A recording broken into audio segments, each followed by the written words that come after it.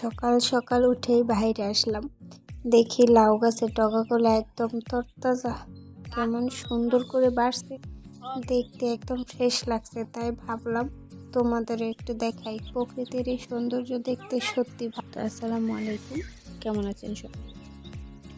তো তারপর চলে আসলাম রুমে। আগে বিছানাটা গোছাই, না হলে কোনো কাজের আগা মাথা বুঝি না। বিছানা গোছানো থাকলে মনে হয় দিনটা গুছিয়ে শুরু হলো। এখন দেখি আর কি কাজ আছে। সব কাজের শেষে যখন একটু বিশ্রাম নিতে যাই, তখন যদি বিছানাটা গোছানো থাকে তখনই আরাম লাগে।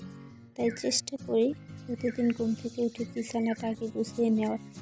এতে সারাদিন ভালোই লাগে আর ঘুমটাও পরিপাটি থাকে।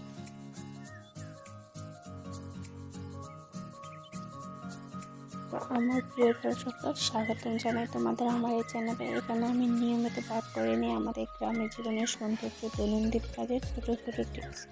তো তুমি যদি এই ধরনের কন্টেন্ট পছন্দ করে থাকো তাহলে অবশ্যই চ্যানেলটি সাবস্ক্রাইব করো, পাশে থাকা বেল আইকনটিও বাজিয়ে দাও, যাতে নতুন ভিডিওগুলো নোটিফিকেশন তুমি পেয়ে যাও। আমার চ্যানেলটিতে তোমাদের পাশে থাকাটা খুবই গুরুত্বপূর্ণ, তাই যদি তোমাদের কিছু বলা থাকে তো কমেন্টে জানাতে ভুলবে না। আমি ইনশাল্লাহ সবার কমেন্টে রিপ্লাই দেবো। তো চলো ভিডিও।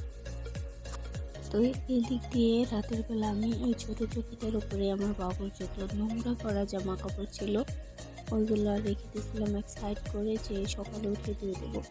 তো ওইগুলো বাটিতে করে নিয়ে নিয়েছি, আর এখন যে ওই কম্বলের টুকরোগুলো আছে ওইগুলো ভাঁজ করে এনেছি।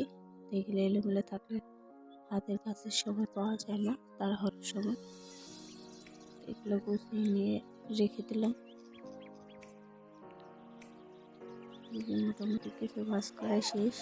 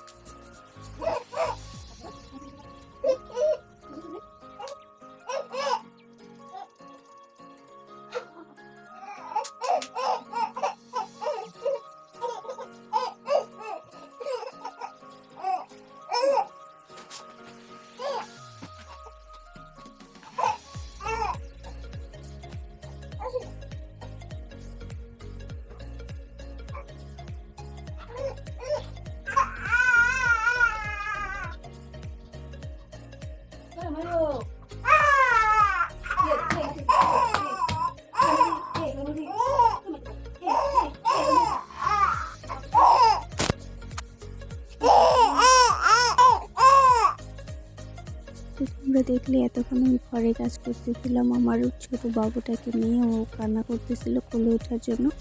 ওকে একটু একটু কান্না করিয়ে আমি ঘরের কাজটা কোনো মতে শেষ করলাম। তো এখন চলে আসছি বাইরে এসে দেখি যে আমার শাশুড়ির আর শ্বশুরের এই কটা জামা এখানে রয়েছে। তো এইগুলো একটু ধুয়ে দিলাম। তো প্রথমে পানিতে পাউডার মিশিয়ে তারপর জামা কাপড়গুলো দিয়ে দিলাম, ভালো করে কচলে ধুয়ে নিচ্ছি যাতে ময়লা না থাকে। তো এভাবেই আমি ছোট ছোট কাজগুলো করি আর তোমাদের সাথে শেয়ার করি। তো তোমরা সবাই ভালো থাকবা, সুস্থ থাকবা, আমার জন্য দোয়া করবো। আমি যেন সবসময় সুস্থ থাকি, তোমাদের মাঝে ভিডিও নিয়ে আসতে পারি। ধন্যবাদ।